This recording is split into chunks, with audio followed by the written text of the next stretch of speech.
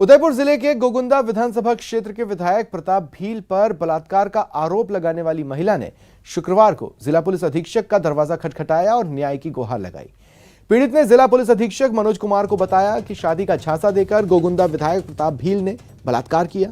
पीड़ित का आरोप है विधायक अपने पद का दुरुपयोग कर पुलिस को कार्रवाई नहीं करने दे रहा, उसे जान से मारने की धमकी दी जा रही है।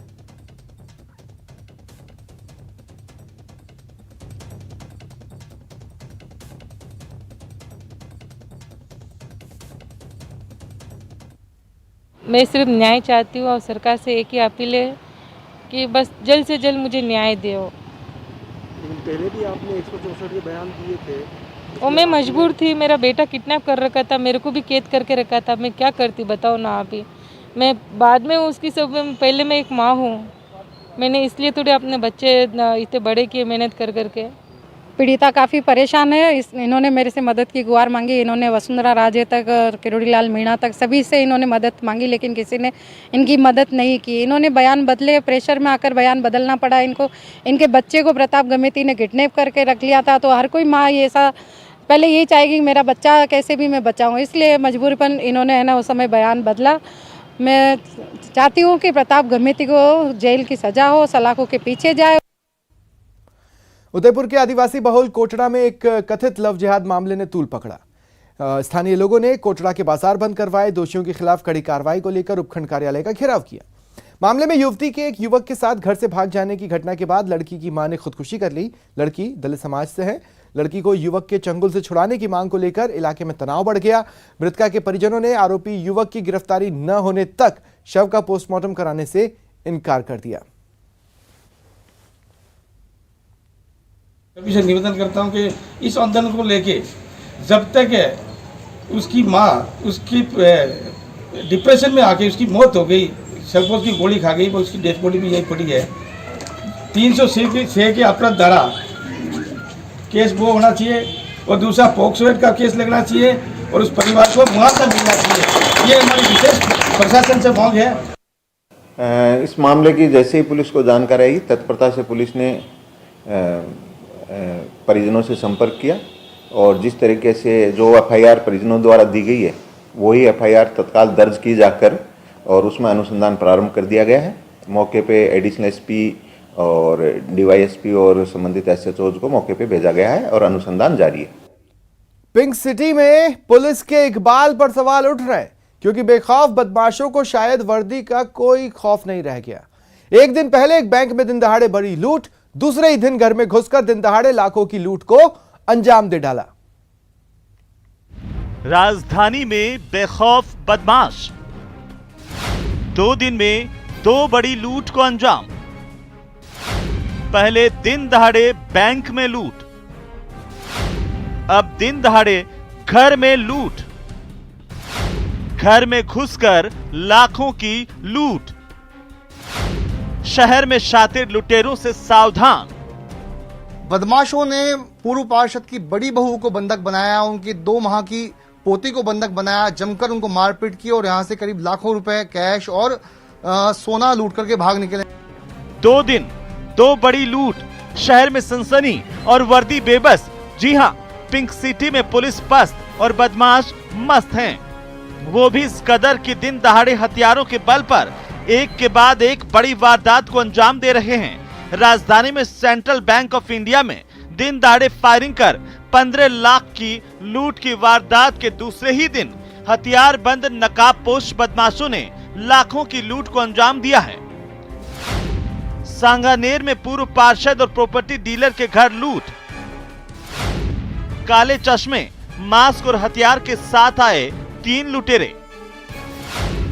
लुटेरों ने 10 लाख और करीब 2 किलो की ज्वेलरी लूटी। 20-25 मिनट में लूट की बड़ी वारदात को दिया अंजाम। दिन दहाड़े ये लूट गुलाब विहार कॉलोनी में रहने वाले रामधन सैनी के घर पर हुई है। लूट के वक्त उनकी बड़ी बहू शिल्पा अपनी 2 महीने की बच्ची के साथ घर पर मौजूद थी। लुटेरों ने इसी का फायदा उठाया और लूट की वारदात को अंजाम दिया। मैंने जब भाभी से पूछा कि वारदात हुई क्या, उन्होंने कहा कि 3 आदमी आए और सर पे बंदूक रखी और बंदूक रखने के बाद में जब मैं उनको बोलने गई तो उन्होंने बंदूक रख के कहा कि तेरे को भी मार देंगे, तेरे बच्चे को भी मार देंगे, तो एकदम चुपचाप पड़ी रहे। तो बहुत गंदी तरीके से उनसे मारपीट की। दिन दहाड़े लूट से पहले शातिर लुटेरों ने पूरी तैयारी की थी। दोपहर को 12 बजे रैकी की, दोपहर को 2 बजे घर में घुसे, घर किराए पर लेने की बात कही, घर में मौजूद महिला को बंधक बनाया, महिला और बच्ची को बेरहमी से पीटा, मासूम के रोने की आवाज बाहर न जाए इसीलिए 2 महीने की बच्ची के ऊपर तकिया रखा और फिर आराम से लूटपाट कर घर में रखा 10 लाख कैश और ज्वेलरी लेकर फरार हो गए। मारा पीटी गई है। वो बचाओ में उन्होंने जैसे ही गुड़िया को पकड़ा तो गुड़िया को उनसे उठा करके बेड पे फेंक दिया, उसके चांटे वाटे लगा दिए। गन पॉइंट पर लिया उनको? गन पॉइंट पे, बिल्कुल एग्जैक्टली गन पॉइंट पे लिया और भाभी को सिर्फ ये कहा कि चुपचाप पड़ी रहे, नहीं तो तेरी छोरी को यहाँ पे और तेरे को बच्ची को भी मारने बच्ची को बिल्कुल मार देंगे। बिल्कुल बच्ची के ऊपर गन पॉइंट लगा करके। वारदात के करीब 1 घंटे बाद रामधन सैनी के छोटे बेटे सचिन सैनी घर पहुंचे तो लूट की वारदात का पता चला। फिलहाल पुलिस मामला दर्ज कर लुटेरों की तलाश में जुटी है, लेकिन 2 दिन में दिन दहाड़े लूट की 2 बड़ी वारदातों के बाद राजधानी में पुलिस की मुस्तैदी पर सवाल उठ रहे हैं। आप देख सकते हैं किस तरह से जो है जयपुर शहर में कानून व्यवस्था की जो है मजाक उड़ रहा है, किस तरह से बदमाश जो है बेखौफ वारदातों को अंजाम दे रहे हैं। कैमरा पर्सन यासीन के साथ विष्णु शर्मा, न्यूज 18 नेटवर्क, जयपुर। और बात दौसा की, पुलिस को बड़ी कामयाबी मिली है। दौसा पुलिस ने करीब 10 दिन पहले डीडवाना जीएसएस में हथियारों की नोक पर हुए लूटकांड मामले में 4 आरोपियों को गिरफ्तार किया। पुलिस के मुताबिक 31 जनवरी की रात डीडवाना जीएसएस में हथियारबंद बदमाश पहुंचे, गार्ड को बंधक बनाकर लूट की वारदात को अंजाम दिया। करीब 5 ट्रांसफॉर्मर्स भी लूट ले गए। जीएसएस पर खड़ी एक पिकअप को भी लूटा। घटना के बाद दौसा एसपी की ओर से गठित स्पेशल टीम ने अलवर, भरतपुर और मेवात इलाके में दबिश दी। साइबर सेल के सहयोग से पुलिस ने मुख्य आरोपी वारिस उर्फ शक्का को गिरफ्तार किया। इसके बाद इसकी निशानदेही पर 3 और आरोपियों को धर दबोचा। आरोपियों के कब्जे से एक देसी कट्टा भी बरामद हुआ है। रिकॉर्ड खंगाला गया कि कौन लोग इस तरह के काम करते हैं, क्रिमिनल्स हैं, और उसके ऊपर टेक्निकल प्लस ह्यूमन इंट दोनों का यूज करते हुए और 4 लोग हमने उसमें आइडेंटिफाई किए, जिसमें से 3 लोगों को गिरफ्तार कर लिया गया है। जो तीनों हैं ये 2 इनमें से भरतपुर नगर के रहने वाले हैं और एक अलवर सदर इलाके के कतराली गांव का रहने वाला है। ये जो मुलजिम है इनका नाम है वारिस उर्फ शक्का, जिसका मेन प्लानर है। उसके बाद मोहब्बत एक अफसर और एक अभी अभियुक्त इनके अंदर बाकी चल रहा है। 4 में से 3 हमने अरेस्ट कर लिए हैं। जो कोपर इन्होंने बेचा था जिस कबाड़ी को, उसको भी अरेस्ट कर लिया गया। वो भी पहाड़ी भरतपुर का रहने वाला है। बड़ी खबर है सवाई माधोपुर में टाइगर के अटैक की खबर। टाइगर ने एक बाइक सवार पर हमला कर दिया। दरअसल इस सड़क पर लगातार टाइगर का मूवमेंट बना हुआ था। ग्रामीणों ने टाइगर को भगाकर युवक की जान बचाई। सवाई माधोपुर के भैरूपुरा रोड पर यह घटनाक्रम सामने आया है। टाइगर ने अटैक कर दिया एक युवक पर जो कि बाइक पर सवार था। यह वो सड़क है भैरूपुरा रोड जहां पर टाइगर का मूवमेंट लगातार बना हुआ था। जैसे ही टाइगर का हमला युवक पर होते ग्रामीणों ने देखा तो ग्रामीणों ने किसी तरह अपने ही प्रयासों से टाइगर को भगाया, डराया, भगाया और इस युवक की जान बचाई।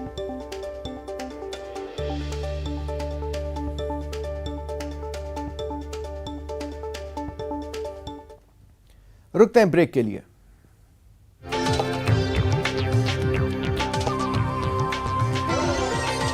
वैक्सीन ही कोरोना से असली बचाव है।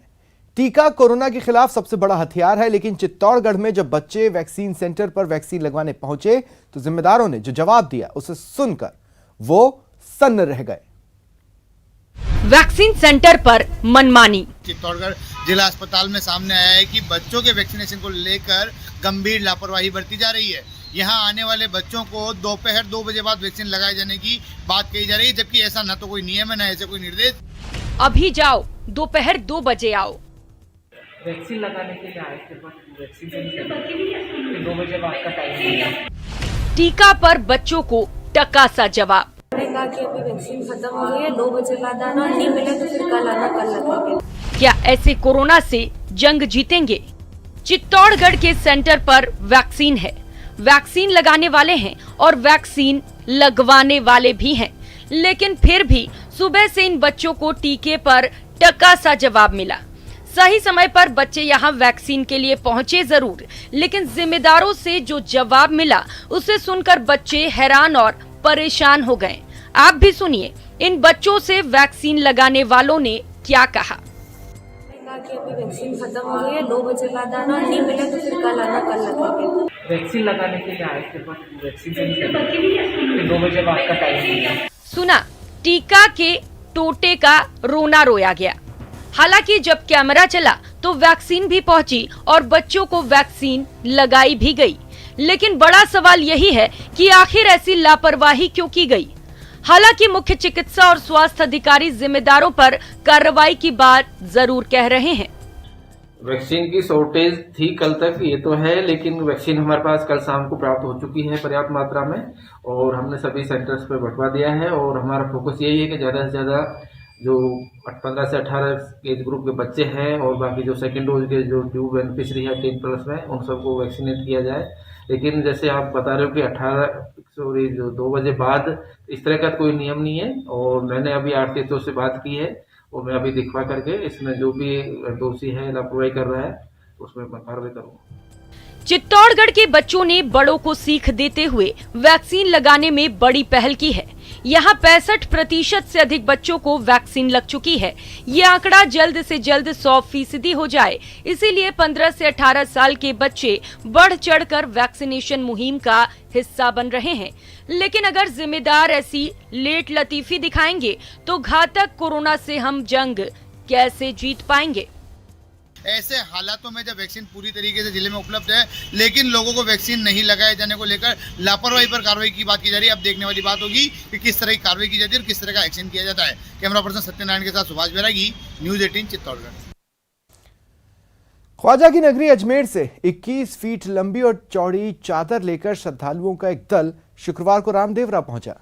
ढोल और नगाड़ों की थाप पर नाचते गाते बाबा की समाधि के दर्शन कर पूजा अर्चना की, साथ ही देश में अमन, चैन और खुशहाली की कामना की।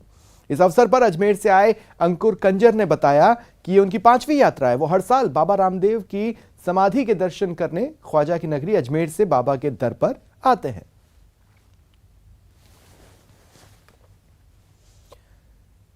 ख्वाजा मोइनुद्दीन हसन चिश्ती के 810वें उर्स का आज बड़े कुल की रस्म अदा करने के साथ ही औपचारिक रूप से समापन हो गया। सुबह काफी तादाद में लोगों के अलावा दरगाह में मौजूद जायरीनों ने बड़े ही अकीदत के साथ केवड़ा गुलाब जल के पानी से दरगाह को धोना शुरू किया और उस पानी को अपनी बोतलों में भरकर अपने साथ लेकर गए। लोगों का मानना है यह पानी बीमारियों से मुक्ति देता है, इसलिए साल भर इस पानी को वह अपने पास हिफाजत से रखते हैं। वहीं दरगाह के खादिमों ने ख्वाजा गरीब नवाज के उर्स की मुबारकबाद देते हुए मुल्क में अमन, चैन, खुशहाली, तरक्की और कोरोना से निजात की दुआ मांगी। नवाज के दरबार में कुल की रस्म 9 रजब को हो रही है और इसमें तमाम ज़ायरीन अपनी अपनी अकीदत से आकर के यहाँ पर गुलाब जल से दरबार को धोते हैं और ये तबर्रुक के तौर पर इस पानी को लेके जाते हैं और जिसको पीने से उसको शफा होती है। घरों में भी छिड़कते हैं, दहलीजों पर भी डालते हैं, दरवाजे खिड़कियों में डालते हैं, बतौर तबर्रुक लेके जाते हैं। और फिलहाल इतना ही, नमस्कार।